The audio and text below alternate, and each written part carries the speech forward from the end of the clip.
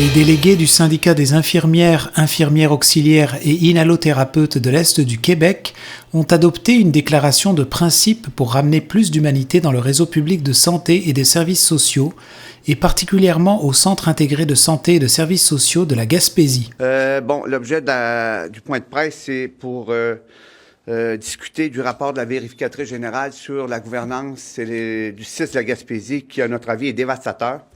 C'est un rapport qui met en lumière de nombreuses lacunes administratives et à la limite de l'illégalité presque chronique dans l'octroi de contrats de gré à gré qui ne respectent absolument pas les règles dans plusieurs des cas. C'est de l'inédit.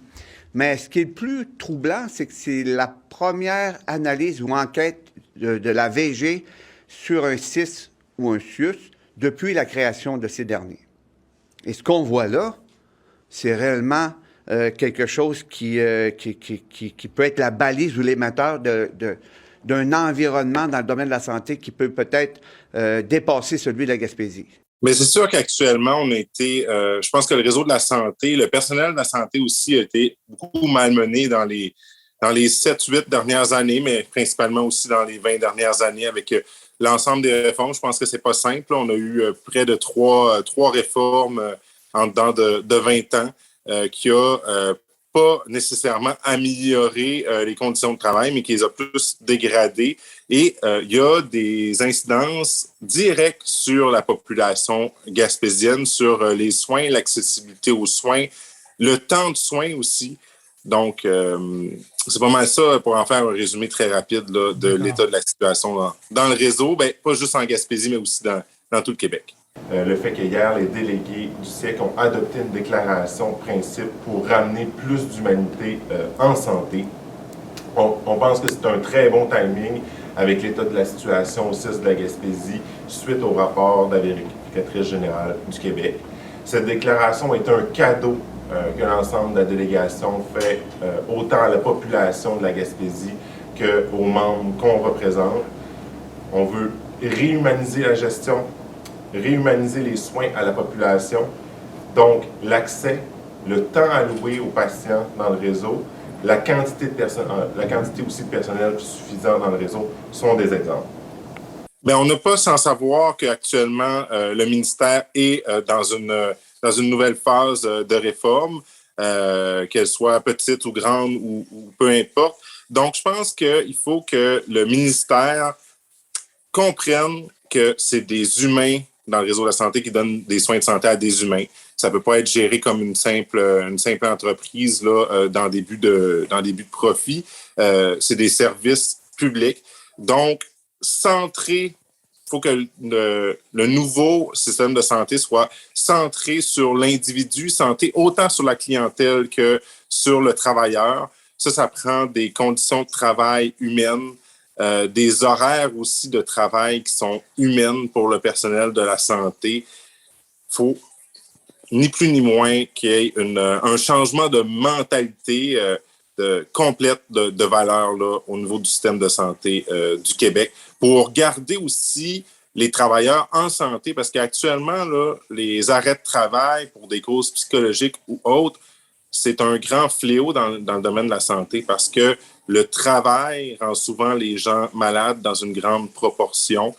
Donc, si on veut, dans les prochaines années, pouvoir vraiment soigner la population, une population qui est soi-disant vieillissante en Gaspésie. Donc, les besoins seront aussi augmentés dans les prochaines années.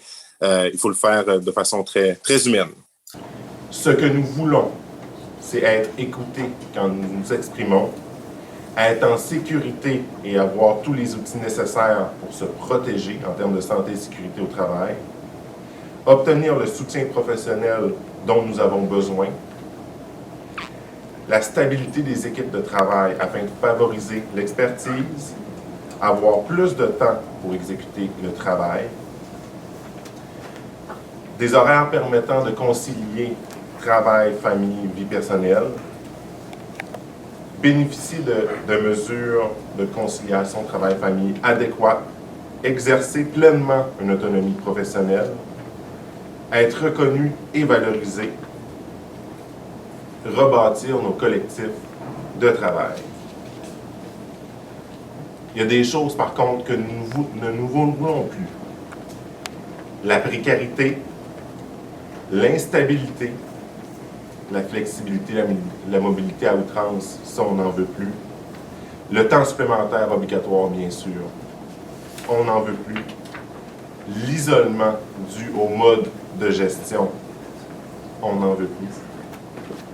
La perte d'autonomie professionnelle, non plus.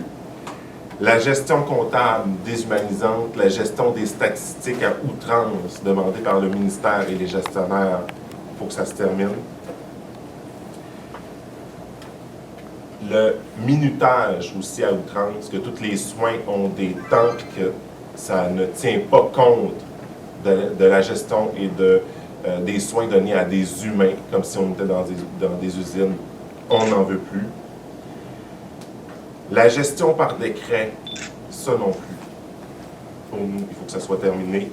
Puis toute nouvelle réforme qui ne priorise pas tout d'abord des mesures plus humaines, non plus, on n'en veut plus. Juste là, vous l'avez nommé, là, il y a juste là pour dire qu'il y a déjà au moins une vingtaine d'années que le réseau de la santé peut-être est dans une situation qui n'est pas forcément idéale et optimale. Avec ce qui se passe aujourd'hui et la réforme, puis l'annonce d'un nouveau directeur, est-ce que vous voyez une lueur d'espoir, quelque chose qui fait que c'est possible qu'on puisse sortir de cette dans la longueur de temps d'une amélioration, quelque chose qui puisse être concret? Bien, il y a souvent un dicton qui dit que quand on a déconstruit quelque chose, ça prend le double du temps pour le reconstruire. Donc, si on a une destruction sur les 20 dernières années, en quelque sorte, je pense que ça peut en prendre 40 à bien reconstruire. Mais actuellement, avec le nouveau PDG du CIS de la Gaspésie, je pense que c'est quelqu'un avec de très grandes valeurs, à l'écoute aussi.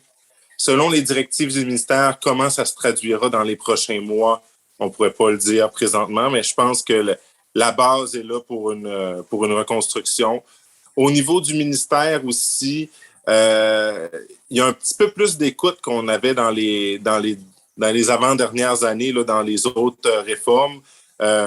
Consulte un peu plus, même si c'est pas parfait dans leur réforme, veut avoir le feedback justement du terrain, des organisations syndicales. Fait que je pense que c'est quand même meilleur signe qu'un gouvernement qui serait de type bulldozer, qui avancerait sans consulter, sans se gaver des informations du terrain. Je pense qu'on a quand même un terreau qui pourrait être fertile pour la reconstruction du système de la santé en Gaspésie. C'est les prochains mois, les prochaines années, je pense, qui pourront en témoigner. Il est beaucoup trop tôt pour statuer. Le CIS, dans le contexte actuel, suite au rapport de la vérificatrice générale, doit montrer l'exemple en Gaspésie, mais aussi au Québec. Puis ça, c'est une urgence. On espère vraiment que cette déclaration-là va inspirer le CIS de la Gaspésie, mais aussi inspirer le nouveau PDG, M. Martin Pelletier, qui est arrivé en fonction le 30 mai dernier, dans la recherche de solutions et aussi dans l'application là, des recommandations de la vérificatrice générale. Nous allons nous assurer de la vigie, justement, par rapport, puis de revendiquer cette déclaration-là de façon constante auprès du CIS de la Gaspésie, mais aussi la vigie par rapport à l'application du rapport. Puis, nous, au SEG, nous sommes prêts à travailler avec la nouvelle direction du CIS de la Gaspésie, justement dans l'application, la recherche de solutions actives pour mener bien là, ces travaux-là. Puis justement, que les soins de santé se réhumanisent en Gaspésie, puis que les conditions de travail se réhumanisent. Et pour terminer, de là, ça fait peut-être déjà presque 20 jours là, que vous avez sorti publiquement cette déclaration de principe. Est-ce que vous pouvez déjà, avec quelques jours de recul, savoir comment ça a été reçu et accueilli, peut-être déjà au sein de la population, mais peut-être déjà aussi au sein de certaines instances gouvernementales? Il faut dire que toute cette déclaration-là est un thème en même temps aussi pour plusieurs mois, plusieurs années. Donc, je pense que ça va mettre la trame de fond sur tous nos démarches qui seront reliées à la reconstruction du système de la santé. Au niveau de la population, on a un petit peu de feedback comme quoi que oui, ça prend des meilleurs accès au système de santé. Il faut redonner au système de santé ses couleurs, ses ailes pour nous apporter dans les prochaines années. Et puis, c'est clair que les interventions qu'on fait avec le ministère actuellement, en conséquence là, de la réforme en santé qui est échelonnée sur plusieurs années aussi d'ailleurs, nos interventions sont teintées vers l'humain, vers nos membres, pour leur donner les meilleures conditions de travail, puis pouvoir garder les gens dans le système de la santé.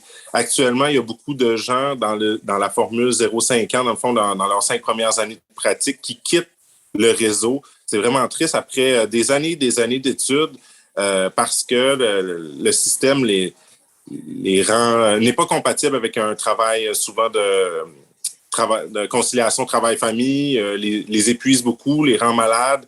Donc, je pense que ça, il faut qu'il y ait une visée là, très, très exhaustive là, sur revenir à un milieu de santé plus humain pour garder les jeunes aussi dans la profession. Vous écoutez votre reflet d'ici. Revoyez tous nos reportages sur notre site Internet.